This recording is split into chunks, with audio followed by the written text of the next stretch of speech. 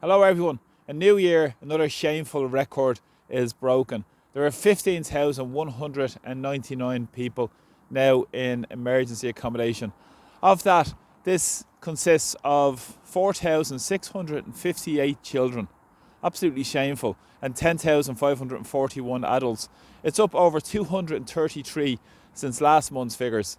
Again, month on month, more people are being forced into the horrors of evictions, being forced into so-called emergency facilities, which Simon Coveney said in 2017 was going to be ended by the middle of 2017.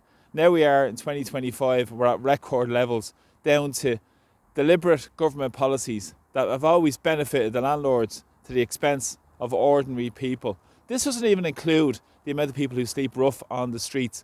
In early November, a rough sleeper count was carried out around the 4 local authority areas of Dublin, and it found that there was over 134 people who slept on the streets on that night.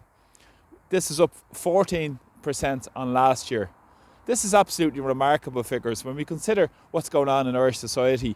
More and more people, as I said, are being forced onto the streets. Last year, 40 people died on the streets of Dublin, and the Irish government are just sitting on their hands and allowing this to happen. And many of their supporters are cheering it on while people are dying in the streets, while people are benefiting from the housing disaster with sky-high rents, with record evictions, with many, many vulture funds coming in and rack renting ordinary people out of existence.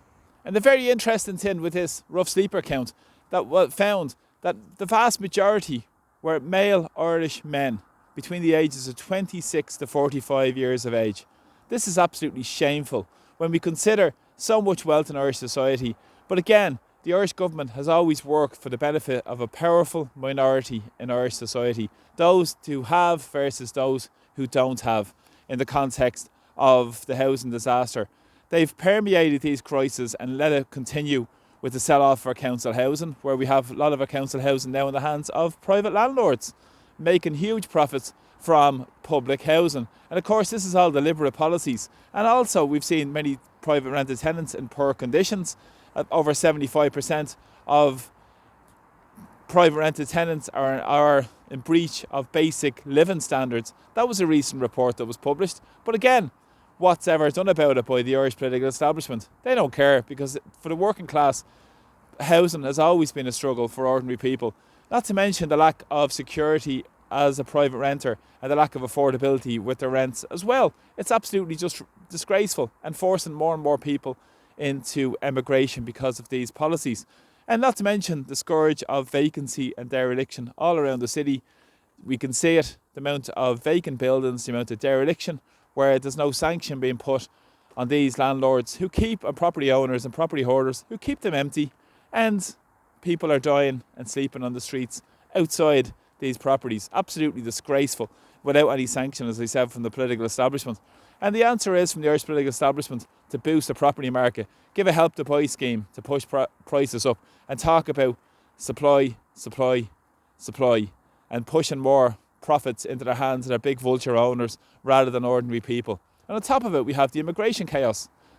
It's just absolutely lunacy in Irish society, forcing more people onto the streets, more people into poverty, while transferring huge amounts of public money every single day into the hands of the private landlords, of the commercial property owners of the immigration industry.